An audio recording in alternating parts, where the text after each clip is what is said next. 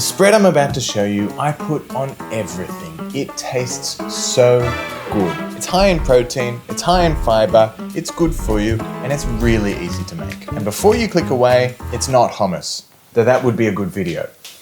Today we're going to make 3 different versions. So let's get straight into how to do that. To keep this super easy, we're going to make a master base. From that base, we can build 3 different variants. Now it sounds strange, but the main ingredient in this is tofu. And before you click away and say, man, that's a weird thing, tofu doesn't really taste like much. Tofu actually takes on most of the flavors that you actually give it. So it's a really good base. It's high in protein, super good for you, and it's the main ingredient in this dish. The next ingredient here, ricotta cheese. There's a bit of a viral trend going on with ricotta cheese and cottage cheese, and the reason that is, it's really high in protein, and it's actually quite good for you as well. So we're going to include it today. Now, if you're dairy-free, you can swap this weight per weight with tofu altogether, and that's totally fine. It'll taste fantastic still. The next ingredient is miso paste. In this case, I'm using white miso paste. It's the least pungent version of all of the different types of miso paste out there. It's going to bring a whole bunch of umami flavor to our spread, and it's going to make this really moreish. So I'd highly recommend including this one. Now, the first step here is just to drain your tofu. The water in this does taste a little funny, so I wouldn't recommend including that. After that, pat dry the tofu, and we're going to put that straight into a food processor. I'm just going to crumble it up, help this along. I've gone and done the same thing with the ricotta cheese. I've drained all of the whey from it. So same thing, straight into the food processor. The next ingredient, our miso paste. Now, because I'm making heaps here, I'm going to put 2 whole heaped tablespoons in. While we're here, I'm going to add the salt. This is just to begin with. We'll probably add more salt later on. And last up, a healthy amount of olive oil. Now the recipe for this with all of the quantities is in the description, so have a look there. Okay, let's blitz that up. You want this to become really nice and creamy, so I'm gonna let this go for a few minutes. You don't want to see any lumps, you want this to be nice and smooth. Okay, I let that go for about 5 minutes. You can see that is looking absolutely beautiful.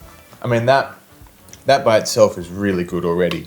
You could already use that as a dip, but we are going to take this one step further. We'll put all of this into a bowl. Now, you don't need to get every little bit because we're going to be using this food processor again. We'll be putting this back in there anyway. Doesn't need to be clean. So for now, I'm setting this aside, and I'll set this aside as well. So that was our master base, which again, you can use as a dip already. It really tastes super good. But we're going to elevate that. We're going to make 3 different variants from that. The first of which I reckon is my favorite. It's essentially a variant of baba ganoush. It's of course going to be higher protein and still tastes absolutely incredible. For this, of course, it's baba ganoush. We're going to need some eggplants. Now, I've got 2 medium-sized eggplants here. We'll need some tahini as well. In fact, we'll need a lemon as well. And that's all we'll need. We'll take the tops of the eggplant off, then go in the bin. And what we'll do from here, we're going to cut them into quarters, just like that. We, of course, need to cook these eggplants. So what I'm going to do, I'm going to get a bunch of olive oil. I'll put this on a plate. You'll need quite a bit. Eggplants tend to soak up a lot of oil. And from there, I'm just going to dip each side into that oil. Now, once they're all covered in oil, there's a few ways you can go about this. What I think tastes the best is to char these one way or another. Now, I'm really lucky to have a pizza oven, so I'm going to do it in that. But you don't need a pizza oven. You do not need a pizza oven. So the way I would recommend doing this is to put them in a pan of sorts. A cast iron, I think, works really well for this. And put them either directly under the grill. You can also put them in the oven. Now, you're probably not going to get as good a char. Now, of course, we don't want to take it too far and actually burn these, but we do want a nice char to them because I think that brings a really lovely smoky flavor.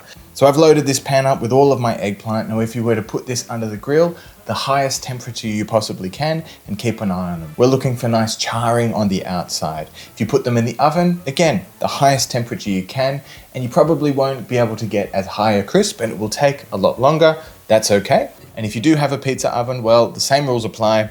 Straight into that.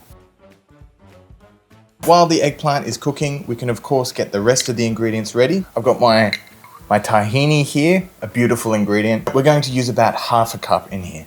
The juice of a lemon, Man, this lemon has so many seeds. We'll need about 1/3 of the spread that we've already made because we're making 3 spreads. Good math. Okay, so I've taken those eggplants out of the oven and they are nice and charred. Some of them might be a little bit too far, but that's okay. They'll still taste good. We'll take those eggplants out from that cast iron. We don't actually want the skin in this. It becomes a bit gritty. So we're going to separate the flesh. The best way I find is actually to use a fork and just peel away the flesh as best you can. If you get a little bit of skin in there, that's totally fine. So we've separated the flesh from the skin, and then all we've got to do is put that into the food processor with the rest of the spread. We can finish that off. And that looks super duper tasty. The last thing, before we actually do anything else, I am gonna add a bit of smoked paprika and a bit of black pepper as well. Get that lid back on. Let's give that a taste. Man, that's awesome. The next version, I think, is a total winner as well. It's kind of like a romesco-y, bell peppery. Look, it just tastes good, okay? Give it a go. And for this one, we've got 2 bell peppers. Capsicum for the Australians watching. Got a whole bunch of parsley, and we've got some cashews as well.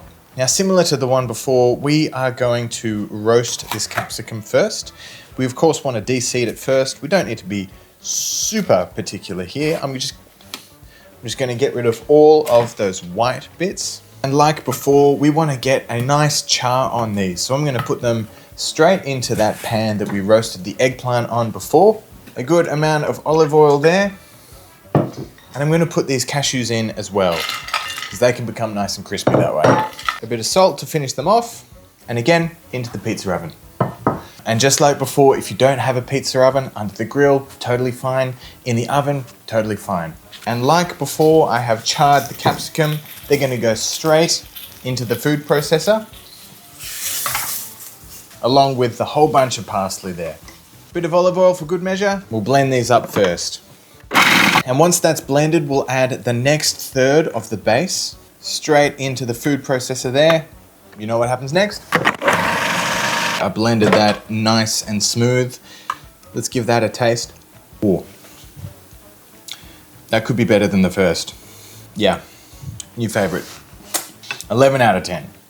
And there we go, that's the second version. Also super good. Okay, the last variation on this is it's like a take on pesto. We've got some nuts. Now you can use pine nuts, but they're super expensive. So I'm just using walnuts in this case. Next on the list, I've actually blanched some frozen peas, just a minute in boiling water. I'll go straight in. I've got a bit of Parmesan here. We've got some lemon. Make this super fresh. We've got some mint and some basil as well. We kind of know the process from here to the food processor. We're going to add everything into the food processor, spilling everything as you go. We'll add a healthy bit of olive oil there. We'll blend that up. This is now a paste.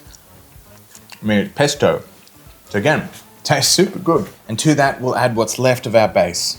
And like before, we'll just blend that up. And there we go, the 3rd one done. Oh.